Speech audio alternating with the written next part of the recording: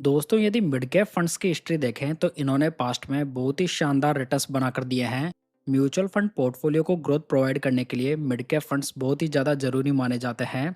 लेकिन Indian market में यहाँ पर हमें मिड कैप फंड्स बहुत ही ज़्यादा देखने को मिलते हैं। सो यहाँ पर best mid cap fund choose करना थोड़ा मुश्किल काम हो जाता है।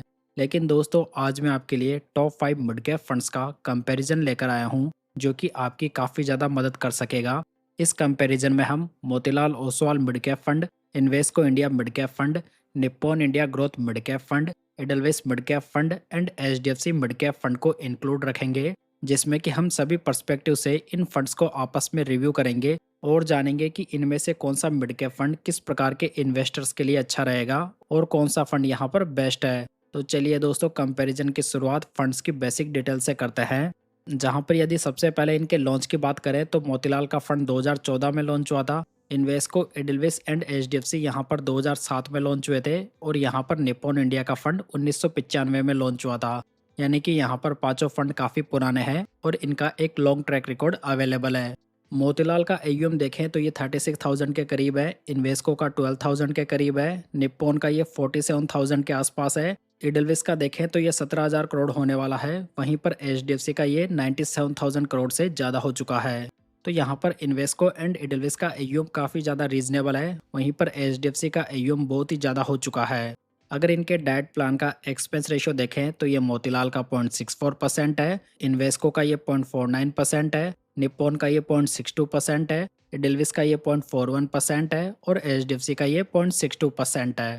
दोस्तों ये जो मैं एक्सपेंस रेशियो बता रहा हूँ वो बेस एक्सपेंस रेशियो है, जबकि सेबी की नई गाइडलाइंस के अकॉर्डिंग यहाँ पर टोटल एक्सपेंस रेशियो डेली भी चेंज हो सकता है। सो यहाँ पर मैंने कंपैरिजन के लिए बेस एक्सपेंस रेशियो को इंक्लूड किया है, जिसके अकॉर्डिंग यहाँ पर आपको इडलविस का मिड कैप फंड सबसे सस्ता पड़ेगा, जबकि मोतीलाल का सबसे महंगा।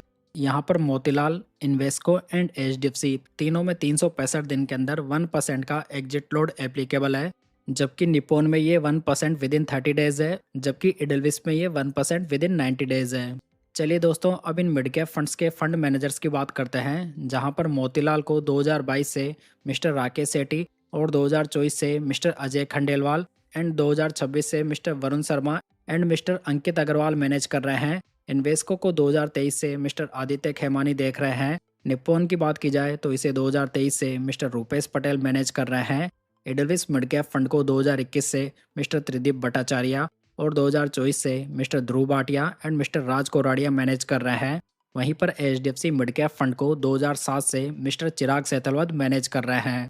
तो दोस्तों यहाँ पर फंड मैनेजर स्टेबिलिटी के मामले में एचडीएफसी का फंड बेस्ट है, जहाँ पर फंड मैनेजर स्टार्टिंग से इसके साथ में बने हुए हैं, जबकि एडलविस को यहाँ पर सेकंड रखा जा सकता है। वहीं पर बाकी तीनों फंड्स यहाँ पर एक ही कैटेगरी में रह सकते हैं, जहां पर इनमें लगभग फंड मैनेजर को 3 से 4 साल का समय हो चुका है। लेकिन ओवरऑल यहाँ पर पांचों मिड कैप फंड्स के fund manager experienced fund managers हैं और इनका काफ़ी अच्छा ट्रैक रिकॉर्ड भी अवेलेबल है।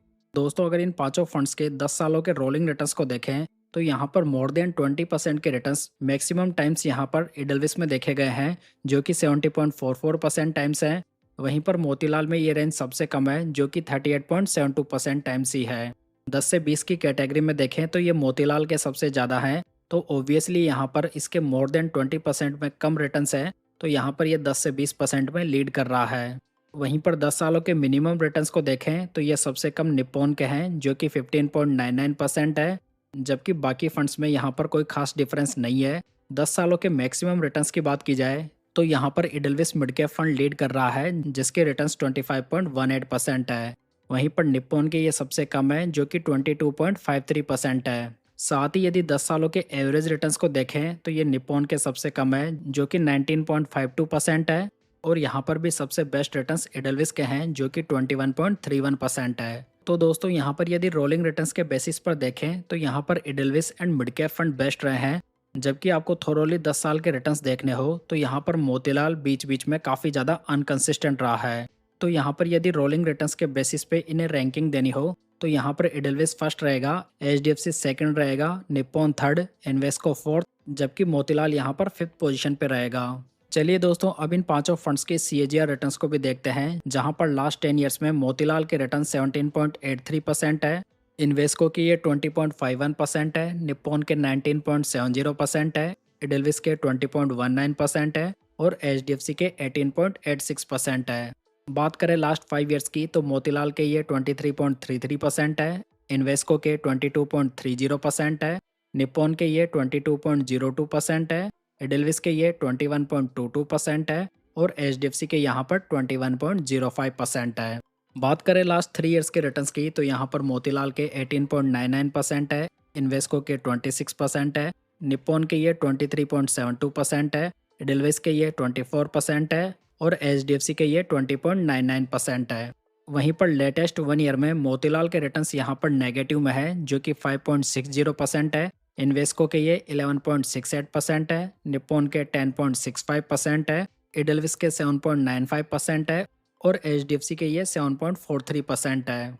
तो दोस्तों यहाँ पर 10 सालों के पीरियड में इन्वेस्को के सीएजीआर बेस्ट है तो एडेलविस के ये सेकंड बेस्ट है।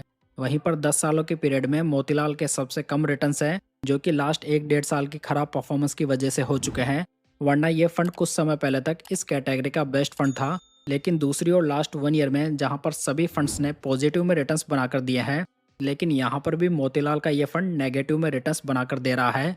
लेकिन अभी भी 5 सालों के सीएजीआर में मोतीलाल की रैंक यहाँ पर फर्स्ट है।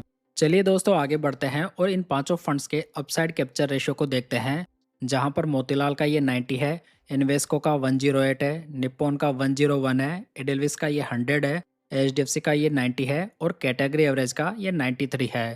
दोस्तों अपसाइड कैप्चर रेशियो ये बताता है कि फंड बेंचमार्क के बढ़ने के साथ में कितना ऊपर की ओर जाता है, तो ये जितना ज़्यादा होगा उतना बढ़िया रहेगा। तो यहाँ पर ये इन्वेस्को का बेस्ट है, वहीं पर एडेलविस एंड निप्पॉन का भी ये बढ़िया है।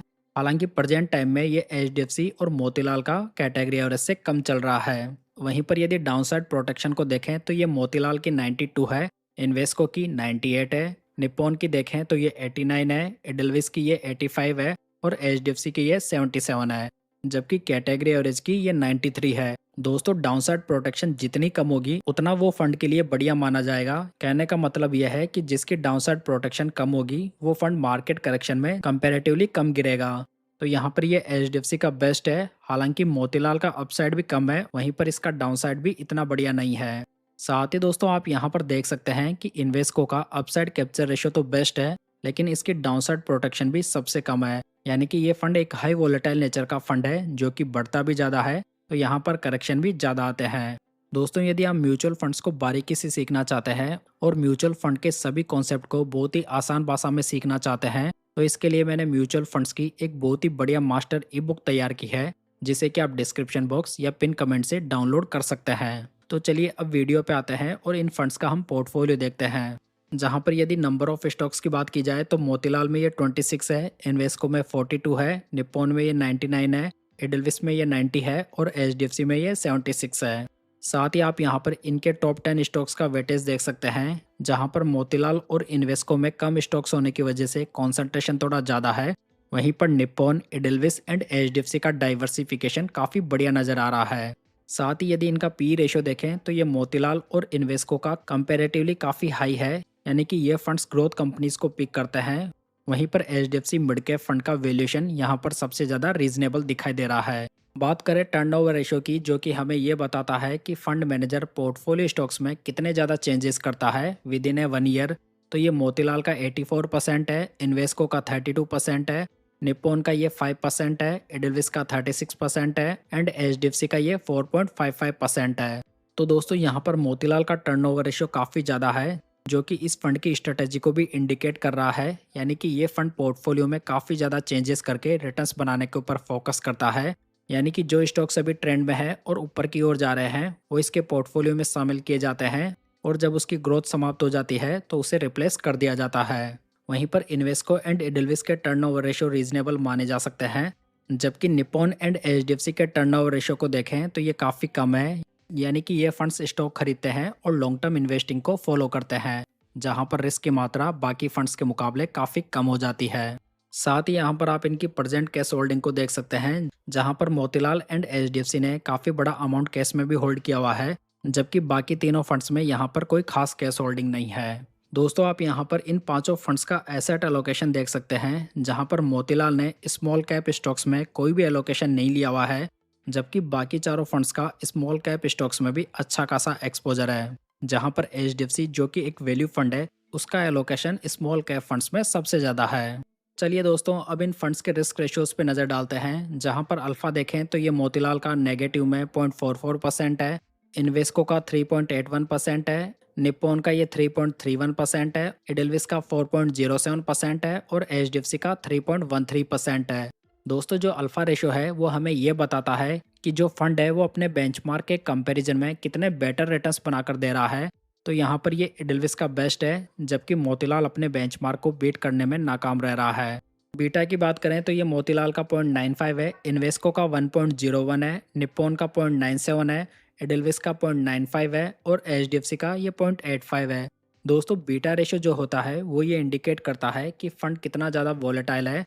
तो यहाँ पर एचडीएफसी का बीटा सबसे कम है, यानी कि ये फंड कंपेरेटिवली काफ़ी कम वॉलेटाइल है, जबकि इन्वेस्को का फंड एक हाई वॉलेटाइल फंड है, जो कि मैंने इस फंड की अपसाइड एंड डाउनसाइड को देखकर ही आपको पहले बता दिया था। बात की जाए साप रेशो की तो ये मोतीलाल का 0.69 है, इन्वेस्को का 0.98 है, निप्पॉन का 0.99 है, एडेलविस का 1.03 है और एचडीएफसी का ये 1.01 है। दोस्तों, साप रेशो हमें ये बताता है कि फंड कितने रिस्क फ्री रिटर्न्स बनाकर दे रहा है, यानी कि फंड जितनी रिस्क ले रहा है उसके कंपैरिजन में हमें कितने रिस्क फ्री रिटर्न्स बनाकर दे रहा है। तो ये एडेलविस का बेस्ट है और मोतीलाल का ये सबसे कम है। तो दोस्तों, यहाँ पर यदि इनको रैंकिंग देनी हो तो एडेलविस के रिस्क रेशोज बेस्ट है, सेकंड यहाँ पर एचडीएफसी के हैं, जबकि फर्स्ट यहाँ पर Motilal Oswal mid cap fund है। ओवरऑल यहाँ पर देखा जाए तो दोस्तों पांचों फंड्स बढ़िया फंड्स हैं, जहाँ पर हम एचडीएफसी एंड निप्पॉन दोनों को एक ही कैटेगरी में रख सकते हैं, जो कि लगभग सेम स्ट्रेटेजी को फॉलो भी करते हैं, जहाँ पर ये काफ़ी ज़्यादा स्टेबल फंड है और लॉन्ग टर्म इन्वेस्टिंग के अप्रोच को फॉलो करते हैं।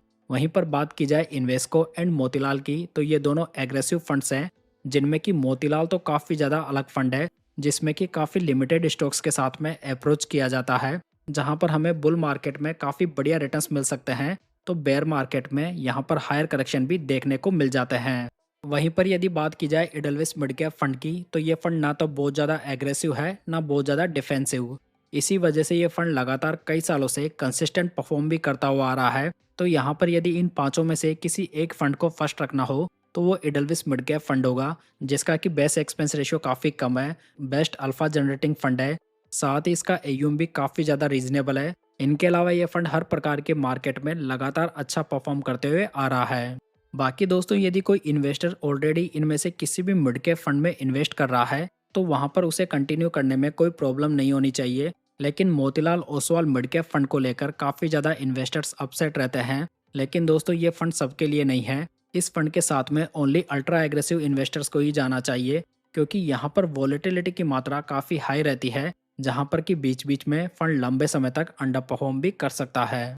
तो दोस्तों, ये था टॉप 5 मिड कैप फंड्स का कंपैरिजन वीडियो। अगर ये इन्फॉर्मेशन आपको पसंद आई हो तो वीडियो को लाइक, कमेंट एंड शेयर जरूर कीजिएगा। साथ ही पूंजी गाइड यूट्यूब चैनल को सब्सक्राइब जरूर कर लीजिएगा। तो चलिए दोस्तों, फिर मिलते हैं किसी नई इन्फॉर्मेशन के साथ।